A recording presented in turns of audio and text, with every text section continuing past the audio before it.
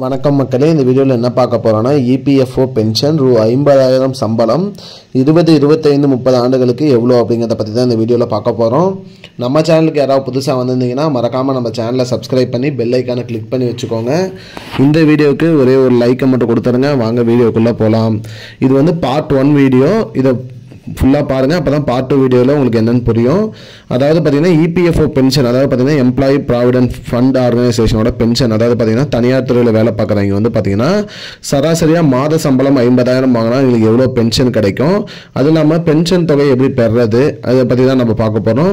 சராசரியாக வந்து பார்த்தீங்கன்னா ஒரு 10 ஆண்டுகளுக்கு மேலே வந்து பார்த்தீங்கன்னா பணிபுரியவங்களுக்கு வந்து பென்ஷனுக்கு வந்து நம்ம அப்ளை பண்ணலாம் அப்படின்னு சொல்லியிருக்காங்க.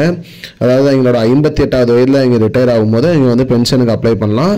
அது மட்டும் இல்லாமல் அவர்களுடைய சர்வீஸ் அடிப்படைக்கு ஏற்ற மாதிரி அவங்களுக்கு பென்ஷன் தொகை கால்குலேஷன் எப்படி பண்ணணும் அப்படிங்கிறத பற்றியும் பார்க்க போகிறோம். மேலும் வந்து பார்த்தீங்கன்னா பென்ஷனுக்கு வந்து பார்த்தீங்கன்னா எம்ப்ளாயி சைட்லேருந்து ஒரு அமௌண்ட் எடுப்பாங்க, அதே மாதிரி நிறுவனமும் ஒரு அமௌண்ட் கொடுக்கும்.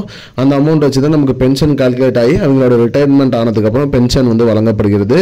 அந்த வகையில் வந்து பார்த்தீங்கன்னா பென்ஷன் தொகை சராசரியாக ஒரு 50,000 வாங்குறவங்களுக்கு வந்து பார்த்தீங்கன்னா ஆவரேஜாக என்ன எவ்வளோ பென்ஷன் கிடைக்கும், அவரோட பேசிக் சம்பளம் எவ்வளோ இருக்கும், அதை வச்சு எவ்வளோ அவங்க பிஎஃப் அமௌண்ட் பிடிப்பாங்க, அதுலேருந்து நமக்கு வந்து பார்த்தீங்கன்னா அரசு தரப்புலேருந்து எப்படி பென்ஷன் கால்குலேட் பண்ணுறாங்க, எப்படி கொடுப்பாங்க அப்படிங்கிறத பற்றி தான் இந்த வீடியோவில் பார்க்க போகிறோம். மேலும் வந்து பார்த்தீங்கன்னா பென்ஷன் தொகை வந்து பெறுறதுக்கு வந்து பார்த்தீங்கன்னா 58 வயது பூர்த்தி அடைஞ்சிருக்கணும். அதுவும் இல்லாமல் சர்வீஸ் காலம் முடியறதுக்கு முன்னாடியே நம்ம வந்து பென்ஷனுக்கு அப்ளை பண்ணலாம்னு சொல்லியிருக்காங்க. அப்போ அப்ளை பண்ணும்போது பார்த்தீங்கன்னா அமௌண்ட் கொஞ்சம் கம்மியாக தான் வரும் அப்படிங்கிற மாதிரி சொல்லியிருக்காங்க. அதுவே ரிட்டையர் ஆனதுக்கப்புறம் அப்ளை பண்ணாங்கன்னா அவங்களுக்கு பென்ஷன் ஃபுல்லாக கிடைக்கும்னு சொல்லியிருக்காங்க. மேலும் வந்து இதோட தொடர்ச்சி வீடியோ அடுத்த வீடியோ வரும். இதுதான் மக்களை இப்போதைக்கு வந்த முக்கியமான பயனுள்ள தகவல். இது போன்ற பயனுள்ள தகவலை தெரிஞ்சுக்கொள்ள நம்முடைய சேனலை மறக்காமல் சப்ஸ்கிரைப் பண்ணி வச்சுக்கோங்க. இந்த வீடியோ உங்கள் ஃப்ரெண்ட்ஸ் அனைவருக்குமே ஷேர் பண்ணிவிடுங்க.